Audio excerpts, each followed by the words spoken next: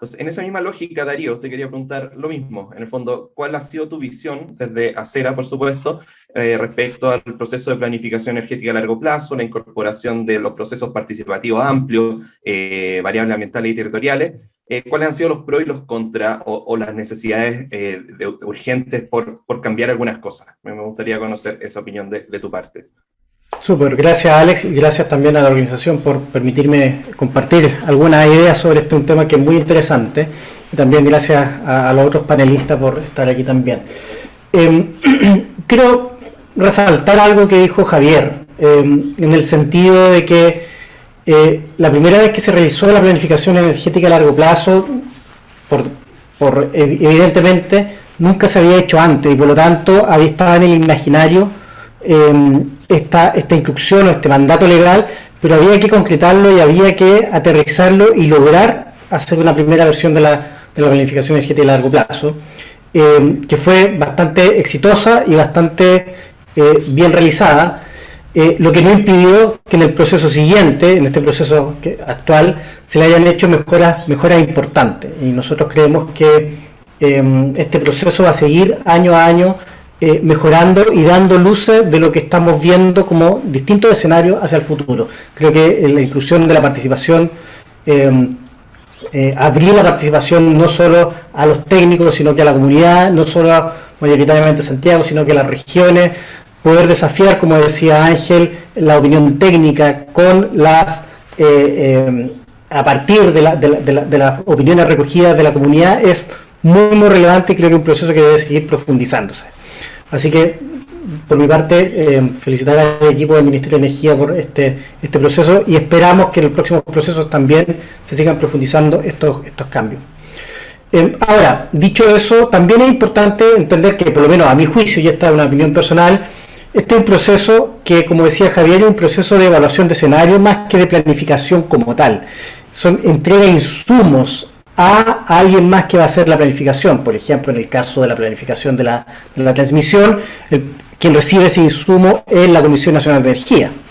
Y muchas veces hemos visto en estas conversaciones con la Comisión Nacional de Energía que la Comisión Nacional de Energía considera los escenarios de la planificación energética, pero esa consideración es muy amplia, y en el sentido de que se entiende de que hay condiciones que van cambiando año a año, la Comisión Nacional de Energía no toma 100% los escenarios de la planificación.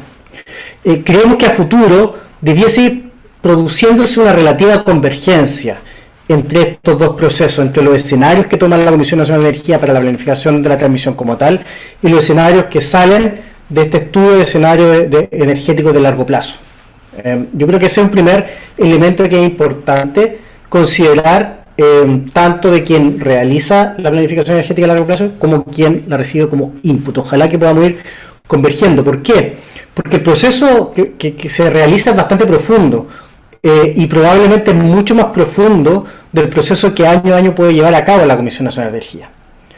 Entonces, desde esa perspectiva, deben existir ciertas formas de compatibilizar esos dos procesos. Eso es un primer elemento.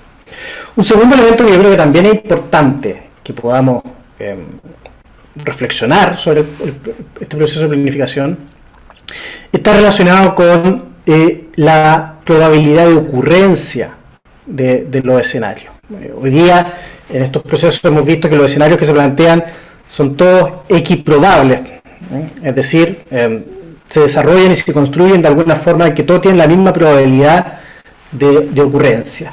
Sin embargo, entendemos y sabemos de otros procesos de planificación estratégica que no necesariamente todos los escenarios y los supuestos son igualmente probables, por lo tanto debiésemos tener alguna indicación a futuro de cuál es la probabilidad de ocurrencia de uno u otro escenario, porque eso también puede hacer cambiar un poco la toma de decisiones, ¿cierto? Cuántos riesgos estamos dispuestos a asumir bajo ciertas condiciones están también relativamente asociados con los riesgos que estamos, la probabilidad de ocurrencia de escenario. Por ejemplo, probablemente existe una mayor probabilidad de ocurrencia de escenarios que con hidrología seca que con hidrología húmeda.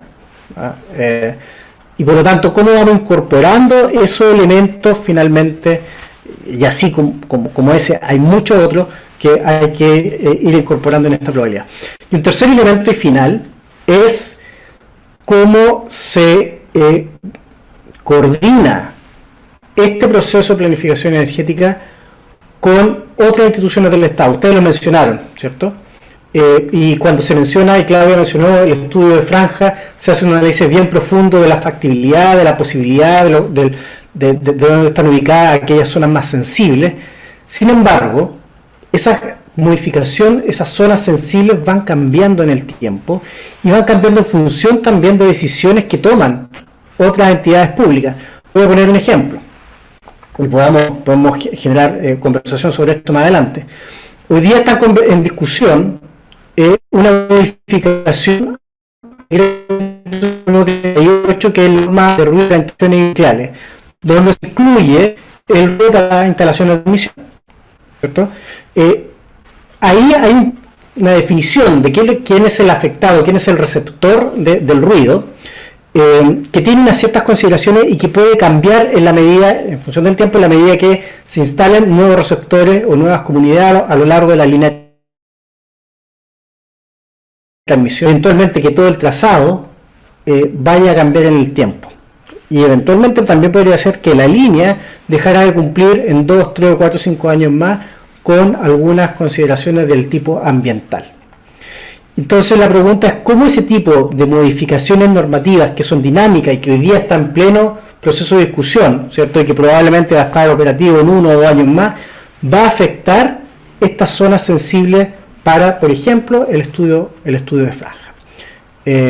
La planificación territorial, la gestión territorial es tremendamente relevante, entonces yo creo que es muy importante hacer un esfuerzo aún adicional de coordinación con otros sectores públicos para tomar todas las cosas que están pasando, que son realmente muchas. Entonces, por lo tanto, es un desafío muy relevante este proceso. Perfecto, muchas gracias, Darío. Efectivamente, la coordinación intersectorial, partiendo por la coordinación interna, ha sido todo un desafío que hemos logrado ir zanjando, la coordinación intersectorial y también la coordinación con toda la sociedad, en el fondo con entes privados, con la comunidad, etcétera, etcétera, es lo que nos lleva a esta impronta de la sustentabilidad dentro del proceso de planificación.